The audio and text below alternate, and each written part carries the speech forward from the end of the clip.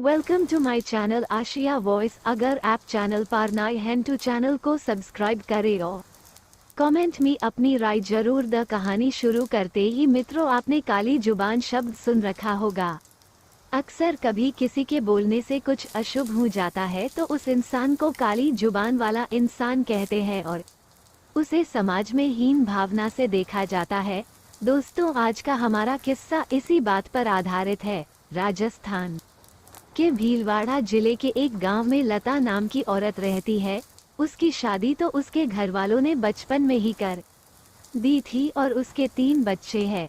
उसको उसके ससुराल वाले तो बहुत प्यार से रखते थे, लेकिन गांव वाले उस पर किसी प्रेत आत्मा का साया बताते थे।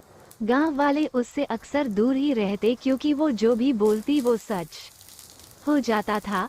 लता के मायके में उसके पड़ोसी बताते हैं कि बचपन में लता को एक कुत्ते ने काट लिया तो लता ने अचानक मुंह से कुत्ते के लिए बद्दुआ निकली कि इस कुत्ते को मौत क्यों नहीं आ जाती।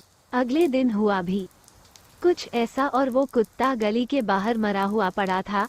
तब से गांव वालों में दहशत फैल गई। दूसरी घटना तो इतनी भयानक थी कि लोग लता को डायन कहने लग गए। ऐसे ही एक बार बचपन में लता का एक दिन तवे से हाथ जल गया। हाथ जलने से वो जोर से चीखने, चिल्लाने और रोने लगी। उस दिन घर वाले सब खेत गए थे। उसकी बड़ी बहन घर पर ही थी।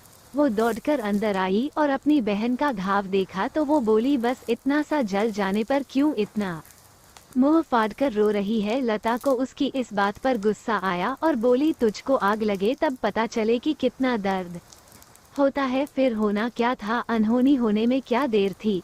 उसी रात घर के पास पड़े चारे में आग लगने से उसकी लपटें घर पर भी आ गई और उन लपटों में केवल लता की बहन ही जली, बाकी सब बच गए। काफी ज्यादा जल जाने की वजह से कुछ ही दिनों में उसकी मौत हो गई। इस घटना के बाद से लोग उसे चुड़ैल कहकर पुकारने लगे। ऐसी और कई घटनाओं को लता के परिवार ने सहा, लेकिन आखिर बेटी को कैसे बाहर निकाल सकते हैं ये सोचकर चुप रहे। बचपन में ही 10 साल की उम्र में उसकी शादी करवा दी गई। लता का पति पेशे से ड्राइवर है और वो रोज उसे माता के मंदिर में ले जाता है ताकि काली शक्तियाँ उस पर हावी ना हो पाए। लता अपनी कली जुबान के अभिशाप से अभी भी जूझ रही है और अक्सर चुप ही रहती है। पता नहीं कभी कौन सी बात मुंह से निकल जाए और उसके पति और ससुराल वालों को कोई नुकसान पहुंचे।